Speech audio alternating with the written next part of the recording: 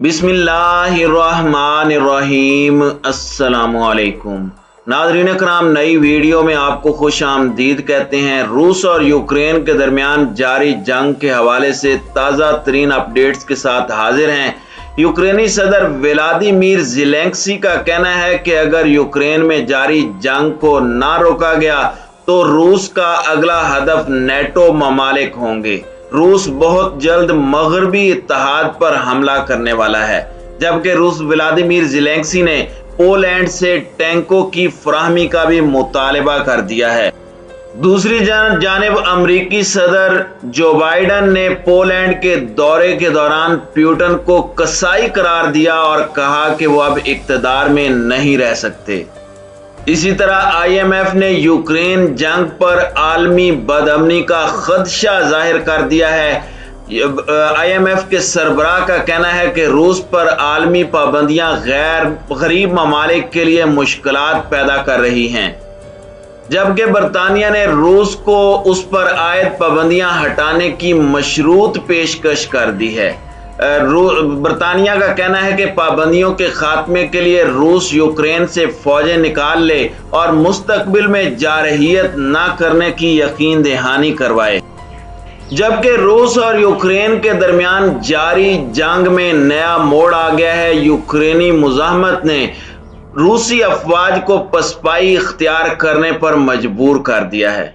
ان تمام خبروں کی تفصیلات کیا ہیں، اس پر ہم آج کی ویڈیو میں بات کریں گے۔ تاہم ویڈیو کی تفصیل میں جانے سے پہلے چینل پر نئے آنے والے دوستوں سے گزارش ہے کہ ہمارے چینل کو سبسکرائب کر لیں، بیل آئیکن پر کلک کر لیں، آل نوٹیفیکیشنز کو آن کر لیں تاکہ ہماری نئی آنے والی ویڈیوز آپ کو بر وقت مل سکیں۔ ناظرین اکرام، یوکرین کے صدر ولادیمیر زیلنسکی کا کہنا ہے کہ اگر جنگ میں ہماری مدد نہ کی گئی تو پھر روس کا اگلا نشانہ نیٹو ممالک ہوں گے۔ غیر ملکی خبر رساں ادارے کے مطابق زیلنسکی نے اپنے پولش ہم منصب کے ساتھ ویڈیو کانفرنس میں موجودہ صورتحال پر تفصیلی گفتگو کی۔ اس موقع پر انہوں نے پولینڈ کے صدر سے ایک بار پھر مطالبہ کیا کہ وہ ماسکو کے خلاف جنگ میں کیف کو اسلحہ، طیارے اور ٹینک فراہم کرے۔ انہوں نے خبردار کیا کہ اگر یوکرین کی اسلحہ اور جنگی ساز و سامان کے ساتھ مدد نہ کی گئی تو روسی فوج کا اگلا ہدف بعض نیٹو ممالک ہوں گے، جن میں سب سے زیادہ خطرات پولینڈ، سلوواکیہ، ہنگری، رومانیہ اور بالٹک کو ہیں۔ اس موقع پر پولینڈ کے صدر نے اپنے یوکرینی ہم منصب کو ہر ممکن مدد فراہم کرنے کی یقین دہانی کرواتے ہوئے یوکرینی عوام کے عزم و ہمت کی تعریف بھی کی اور روسی صدر سے فوجیوں کو واپس بلانے کا مطالبہ کیا۔ دوسری جانب امریکی صدر نے پولینڈ میں یوکرینی مہاجرین سے ملاقات کے بعد ایک بیان میں روسی صدر ولادیمیر پیوٹن کو کسائی قرار دیتے ہوئے کہا ہے کہ وہ اب اقتدار میں نہیں رہ سکتے۔ جو بائیڈن نے ہفتہ 26 مارچ کو پولش دارالحکومت وارسا کے شاہی محل کے دورے کے موقع پر یہ بیان دیا، تاہم ان کے اس بیان سے چند لمحوں پہلے ہی روس کی طرف سے لیوو پر 4 میزائل داغے گئے تھے۔ یوکرین کا یہ علاقہ پولینڈ کی سرحد سے قریباً 60 کلومیٹر کے فاصلے پر ہے۔ ان حملوں کے بارے میں خبریں یوکرینی حکام کی طرف سے موصول ہوئیں، جنہوں نے ایک اور روسی حملے کی نشاندہی کرتے ہوئے کہا کہ اس حملے کے نتیجے میں لیوو کے صنعتی علاقے کو نشانہ بنایا گیا، تاہم ان دونوں حملوں میں کسی جانی نقصان کی خبریں ابھی تک موصول نہیں ہوئیں۔ جو بائیڈن نے ہفتے کو اپنے 4 روزہ یورپی دورہ پولینڈ میں ایک شعلہ بیان تقریر کے ساتھ اسے ختم کیا۔ بائیڈن 23 مارچ کو یورپ پہنچے تھے، جہاں انہوں نے یورپی سیاسی اور سفارتی مرکز برسلز میں 3 ہنگامی سربراہی اجلاسوں میں شرکت کی۔ امریکی صدر کا یورپ کا یہ دورہ یوکرین پر روس کی چڑھائی اور مشرقی یورپ کے خطے میں پھیلتی ہوئی بدامنی اور عدم استحکام کے تناظر میں غیر معمولی اہمیت کا حامل تھا۔ امریکہ اور اس کے مغربی اتحادی ممالک کی طرف سے روس پر غیر معمولی دباؤ دیکھنے میں آ رہا ہے۔ روس یوکرین پر اپنے حملوں کا سلسلہ جاری رکھے ہوئے ہے اور یورپی یونین، نیٹو اور G7 گروپ تینوں کے ممبر ممالک کے سربراہان نے برسلز میں روس پر پابندیوں میں مزید سختی سمیت روس کے یوکرین پر حملے کے نتیجے میں پیدا ہونے والے توانائی کے بحران سے نمٹنے جیسے موضوعات پر تبادلہ خیال کیا۔ امریکی صدر نے ان سربراہی اجلاسوں میں شرکت کے بعد پولینڈ کا دورہ کیا، جہاں ان کی ملاقات یوکرین کے وزیر دفاع اور وزیر خارجہ سے ہوئی۔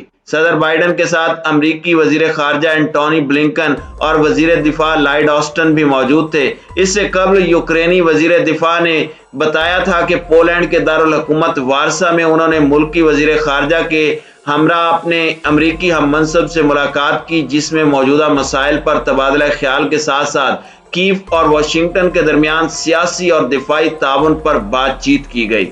جو بائیڈن نے پولش حکام کے ساتھ ملاقات کے بعد پولینڈ میں یوکرینی پناہ گزینوں سے ملاقات کی۔ اس موقع پر انہوں نے اپنے روسی ہم منصب کو کسائی کے لقب سے نوازا۔ امریکی صدر نے دھواں دھار تقریر میں روس اور یوکرین کی موجودہ جنگ کو جمہوری آزادی کی جدوجہد کے پس منظر میں تاریخ کا ایک حصہ قرار دیا۔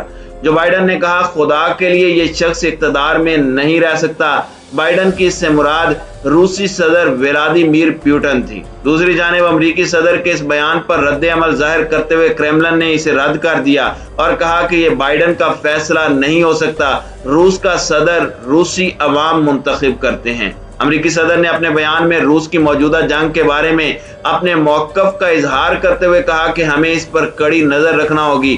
یہ جنگ چند دنوں یا مہینوں میں نہیں جیتی جا سکتی، ہمیں خود کو مضبوط بنانا ہوگا۔ امریکہ نے یوکرین کو اربوں ڈالر کی امداد کا وعدہ پہلے سے ہی کر رکھا ہے۔ اب واشنگٹن کی جانب سے مزید 100 ملین کی اضافی امداد کا وعدہ کیا گیا ہے، جو شہریوں کی حفاظت کے لیے یوکرین کے سرحدی محافظوں اور پولیس فورس پر لگائی جائے گی۔ یوکرینی صدر ولادیمیر زیلنسکی نے یوکرین کے محاذ میدان جنگ کا مرکز بنے ہوئے شہر ماریوپول کی تباہی کا موازنہ جنگ سے تباہ حال ملک شام کے شہر حلب سے کیا ہے۔ اس شہر کی تباہی اور شام کی خانہ جنگی کا ذمہ دار بھی مغربی ممالک روس اور شامی فورسز کو ٹھہراتے ہیں۔ زیلنسکی نے روس کی جنگ کے سبب پیدا ہونے والی اناج کی قلت سے دنیا کو خبردار کیا۔ یوکرین دنیا کے اناج پیدا کرنے والے اہم ترین ممالک میں سے ایک ہے۔ یوکرینی صدر نے کہا کہ موجودہ حالات میں ان کا ملک دیگر ممالک کو غذائی اشیاء فراہم کرنے سے قاصر ہے۔